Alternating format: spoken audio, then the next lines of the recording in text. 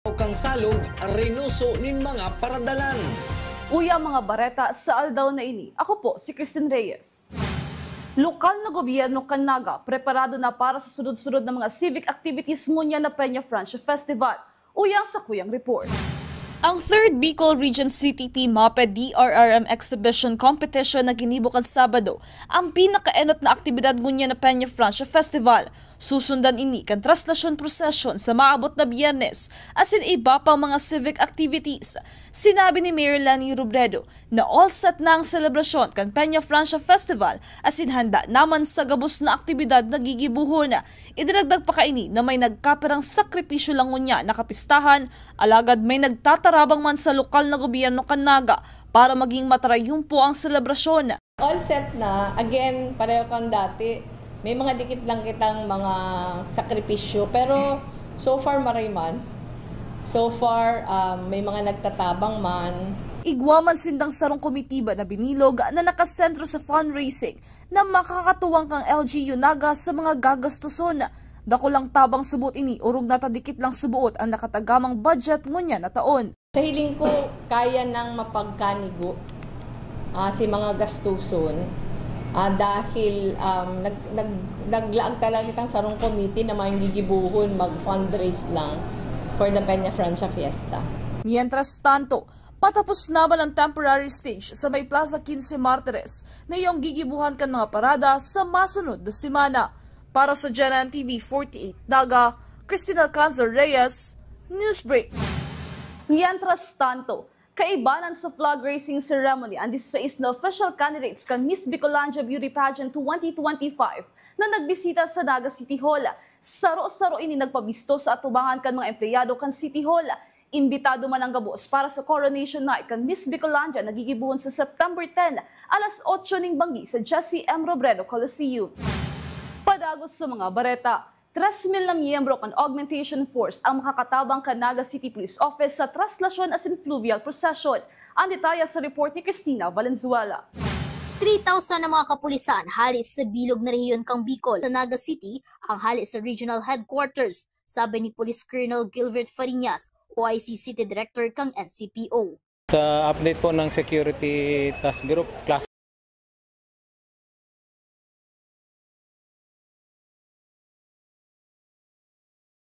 ito po ay magde-deploy po tayo ng 3,000 PNP and other member of task group security, kasama na po yung Army, yung Philippine Regional Headquarters to attend, from Regional Headquarters to attend, and we will also invite local chief executive sa area natin. Galing po ang lahat po ng magbibigay po sila, ang regional headquarters po yung magbibigay. Sila po yung nag-consolidate ng pangalan at saka yung kung saan-saan municipal station. Pas sa 1 milyon na mga deboto ang mapasiring sa syudad ni Naga, na bastante ang mga uniform personnel na pinag-augmentinda. Yaon man ang mga civilian volunteers as in mga local enforcement group na mabantay sa traslasyon. So we are expecting almost 1 million siguro yung kagaya nung last year, milyon yung dumalo doon sa traslasyon natin. Opo, hindi lang po kami, sa PNP lang po naman yon, pero meron pa naman tayong mga auxiliary, meron din tayong mga translasyon. Para sa GNN TV 48 Naga, Cristina Valenzuela. Manunutaran kan Naga City Police Office sa aldaw mismo kan traslasyon asin fluvial procession. Sa ngayon po, lahat po ng challenges ina-identify po natin para ma-address natin. Araw-araw po nagkakaroon po kami ng debriefing para po ma-address po natin kung ano yung mga Sa iba pang kan peligro sa mga botante kan patrabaho sa Plaza Quezon. Ang detalya sa report ni Maika Angeles. Duwang patrabaho sa sentro Canagaan peligroso subuot sa mga voyadores ngunya na traslasyon asin fluvial procession. Iniiyo ang temporary stage sa Plaza 15 Martires asin ang nagpapadagos na pagpapakarhay kan Plaza Quezon. Sa ginibong inspection kan Joint Operations Center Security Cluster, nahiling ang hararom na kalot asin dal sa pinagtatrabaho Halat na sana na mapirmahan ang nasabing kasuguan para maging pinal ang bagong rota kan foot procession antes ang fluvial procession ngunya na Peña Francia Festival. Kodo ito, kaya duwang threats, if ever. So, Sa stage na yaon sa Plaza 15 Martires ang hahanapan subotin remedyo para maiwasan na may maaksidente digdi. Para sa GNN TV 48 Naga, Maika Angeles, Newsbreak. Apat na misis sa taga-barangay Pacol, Ciudad Dinaga, arestado kan mga tauhan kan Police Station number 4. Huli sa Police Station 4 ang apat na babae na naaktuhan kang otoridad na nagsusugal ng tongits matapos ang ginibong anti-illegal gambling operation kang PNP Naga Kasuudma September 7 sa Zone 2 Kilometro 8 Barangay Pacol, Naga City. Pinagbisto ang mga suspect na sinda alias Lilia, alias Imelda, parehong 58 anyos, alias Neri. Kailan sila ng kaso in violation po sa PD 1602. Depende ma'am sa recommendation kang fiscal. Kasi ang iba kaya po ma'am nagmo-motion for reduced bill. So depende ma'am kung depende sa fiscal kung pira ang itataong piyansa. Huli kaini, padagos mo niya ng surveillance as in monitoring na pinagigibok ang Naga City Intelligence Unit pag-abot sa pagsusugal urog na ta pinagbabawal ini kang syudad asin kanlay. Actually ma'am, ang Naga City Police Office continuous ang surveillance ta sa mga araw kan activities. Kasi inot na pinagbabawal ang sa Naga na magkaigwan ng illegal gambling di sa loob mismo kang Naga. Para sa GNN TV 48 Naga, Christina Balansuala, Newsbreak. huli kan pagkakaaresto kan apat na persona kasudma huli sa sugal na tongits. Sinabi ni Police Captain Hill Guban, Assistant Chief ng City Community Affairs and Development Unit, na ini ang pinakaelat na anti-illegal gambling operation kan Naga City Police Office ngunya na taon. Huli kaini may patarid ang NCPO sa publiko na daisubot gibuhon libangan ang pagsusugala. Kasumpay kaini nakatutok man ang kapulisan sa mga peryahan para mayong pagsusugal na mangyari na iyong ang direktiba ni Naga City Mayor Lenny Robredo. Yes ma'am, for the very first time na igwa kitang apprehended with regards sa illegal gambling. Kung mahiling ka ang mga edad kang mga nadakop is mga may edad na. Ang iba, ang saro is senior citizen. Siguro kung may papayo ta dyan sa mga community na sana maghanap kita ng mapaglibangan na mayo ning violation sa batas. Sa mga araw ito, dapat ang nililibang nila is makuha po nila na dapat dahil sila ma-involve sa mga araw na illegal na activities. Anticipated na ang Naga City Police Office na i-monitor na baka magkaigwan ng illegal gambling mismo sa loob ng peryahan. So yun, ayaw po kami, continuous po monitoring na sana di kayo mag-exist kaya. Sa iba pang police report, sarusa na ang nadakop kan mga personahe kan Nagay Municipal Police Station sa tupadahan na sa idang pinagsakyada sa Sitio Amlongon, Zone 3 Barangay F. Simeon kanasabing Banwaan. Binisto ini na si Ayos Ronnie, 39 years old. Na-recover sa iya ang tulunggada na pambulang na manok, 2 manok na pambulang, tari asin pusta na 300 pesos. Sa mga nagdurulag na nagtutupada, saro ang nalalawgunan kan mga pulis na subuot si Ayas Lando. Sasaangatan ng kaso sa illegal gambling ang nasabing solo-solong nadakop sa tupadahan. Sa iba pang bareta, sarong dating rebelde ang nagsuko sa mga otoridad sa Banwaan kan Tinambak Camarines Sur kan nakalihis na aldaw. Kasabay man kaining pinag-turnover ang sarong AK-47 na badila. Ginibo ang pagsuko sa presensya ni Tinambak Mayor Edward Albert Prades, mga representante kan Philippine Army, PNP as in Philippine Coast Guard. Nakaresibi man ng cash assistance as in food pack ang dating rebelde bilang tabang sa iyang pagbabagong buhay. Nangapoda ng 83rd Infantry Battalion Philippine Army sa iba pang natatadang mga rebelde na magsuko na para makaibahan ang saindang pamilya. Nagpasabi naman kay Mayor Lenny Robredo na mabisita sa siyudad ng Naga si Vice President Sara Duterte ngunya na Peña Francia Festival. Alagad mayo pa man formal na kumpirmasyon manong udigdi. Sinabi man para makisumaro sa kapistahan ngunya na taon. May pasabi na, may pang formal, pero may pasabi na maabot between, di ko pa alam ang exact na day, pero ang sabi maabot during the Peña Francia week. Ang sabi ko man, gabusman welcome ligdi. Pigahapot ako kung sabi ko sa office na lang. Oo. Dati may pa akong tultul na opisina, ngunyan igwa naman. So, i-receive tagapos na visitors digdi sa opisina. Dawa weekend. Tigahapon ako kung dawa weekend pwede digdi. Sabi ko iyo. Sa iba pang bareta, mga aninipot sa taho kansalog na Bicol musical play, pinagdagsa din mga taga-suporta. Ang detalye sa report ni campus correspondent Eugene Nueva.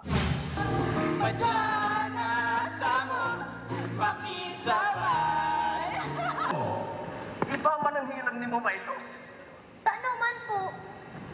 Ang Bicol musical play ng mga aninipot sa Taho Kansalog sa direksyon ni Bruce Aranyas, matrayong pong natapos ka nakaaging bulan sa direksyon ni Bruce Aranyas, matrayong pong natapos ka nakaaging bulan nin Agosto. Revival ini kan inot na ginibong musical play kang 2017 asin tinawang buhay ngunyan sa tabang kan proyektong Salba Istorya, Salba Salog program kung sain nagkolekta sin daning manlain na istorya kan mga gurang sa syudad ni Naga, manungod sa Bicol River. Suro sa obheto kan musical play, ina maeheras ang mga istorya na mataoning impormasyon para padagos na maprotektahan ang Bicol River. Ang revival po ng mga Aninipot sa Taho Kansalog ay isang restaging mula sa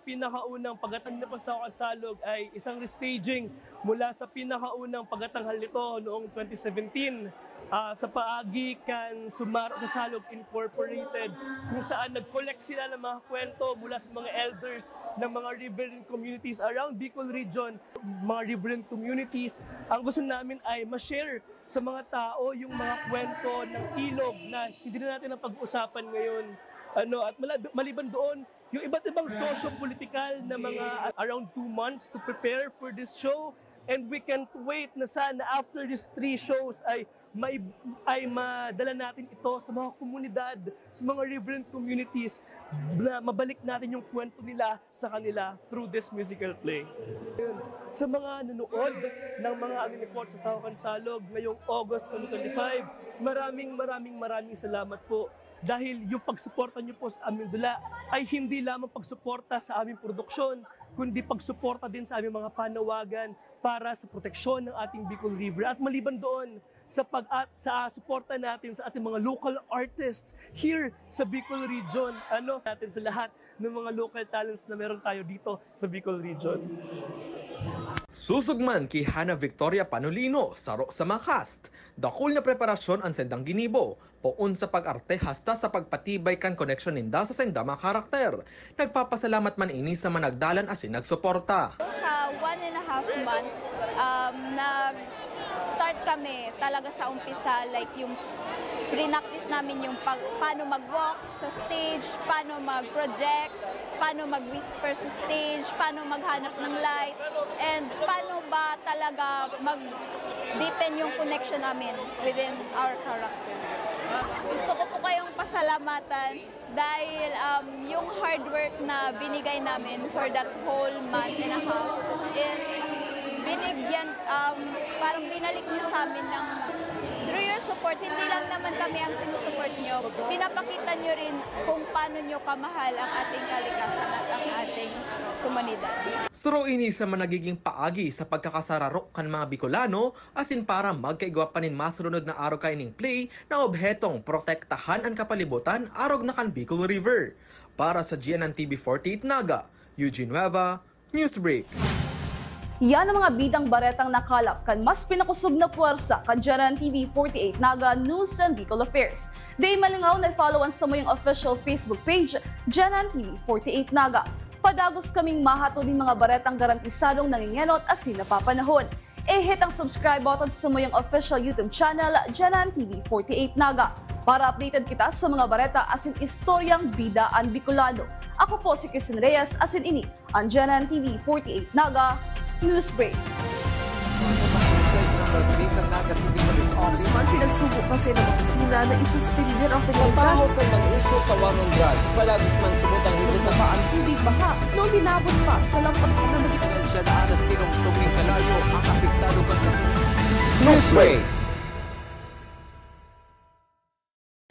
Seeing clearly shouldn't mean traveling far from home. At Camsur Eye Center, world-class care is right here in the heart of Rinconada and the Bicol region. With advanced diagnostic tools, ophthalmology specialists, and a team that treats you like family, we bring expert eye care. From children's screenings to managing cataracts, glaucoma, and diabetic eye conditions without the need for long trips. Because your vision matters, and so does your time. Camsur Eye Center, world-class eye care just around the corner. World-class eye care just around the corner.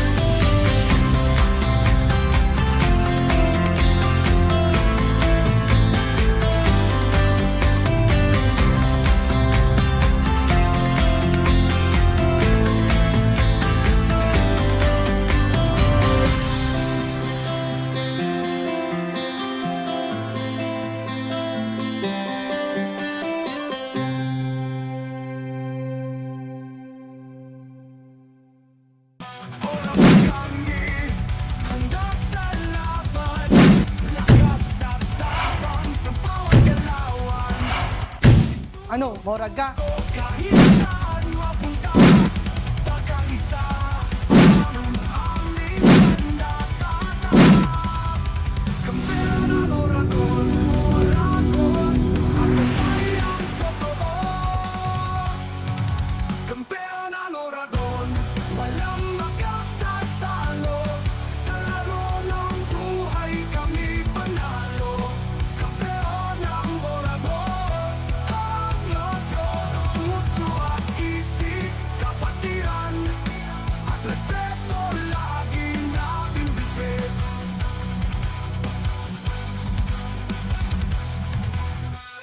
The future is a race. At Naga College Foundation, we don't just keep up, we set the pace and we change the game. College of Business and Management, where ideas grow into enterprises. College of Teacher Education, shaping minds that shape the nation. College of Health Sciences, where compassion meets innovation. College of Engineering, designing solutions that redefine tomorrow. College of Arts and Sciences, fueling creativity, culture, and connection. College of Accountancy and Finance, empowering the economy through mastering numbers and markets. College of Criminal Justice Education, protecting communities with excellence and integrity. College of Computer Studies, coding the language of the future. And with NCF micro-credential programs, you don't just wait for the future, you leap into it. Gain and demand skills fast, short, powerful, and flexible. Designed to fit your life and fuel your career. 8 colleges, endless possibilities, and micro-credentials to keep you ahead of the game.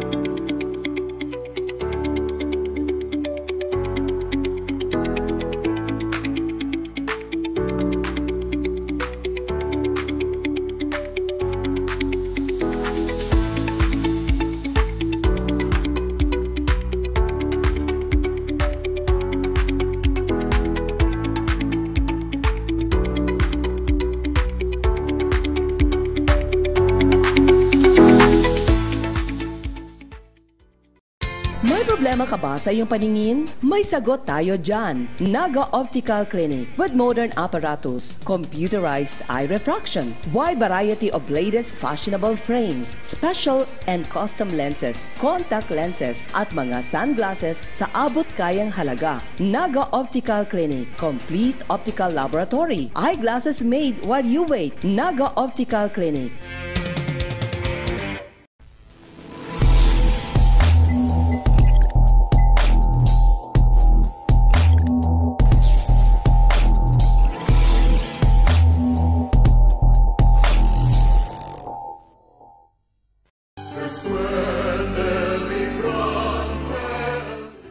In this season of deep faith and joyful celebration, we at the Naga College Foundation join the entire Bicolano community in honoring Ina, Our Lady of Peña Francia, a mother to all.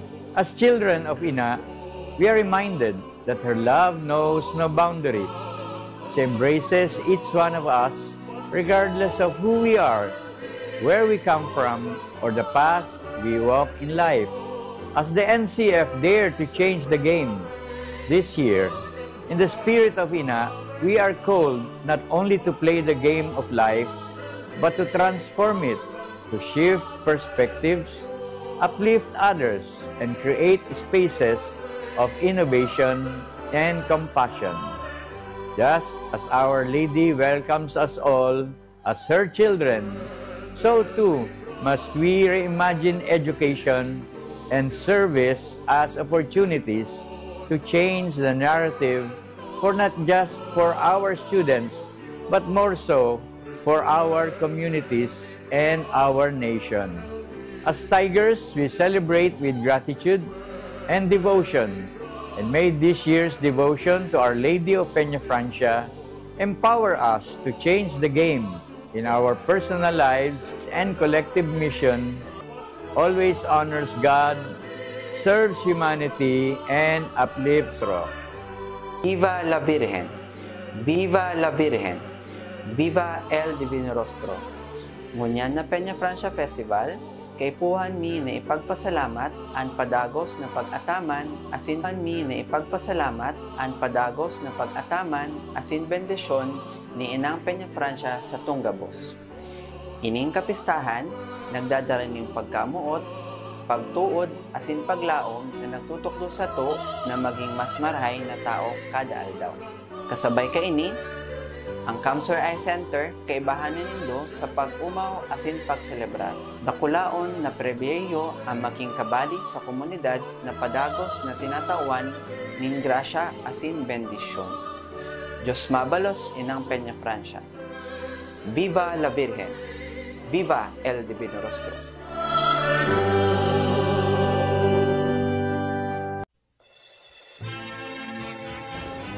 With every candle lit and every prayer whispered, UST Legazpi offers its heart to Ina. Legazpi Tomasha and every prayer whispered, UST Legazpi offers its heart to Ina. Legazpi Tomashans, we proclaim, Viva la Virgen! We proclaim, Viva la Virgen!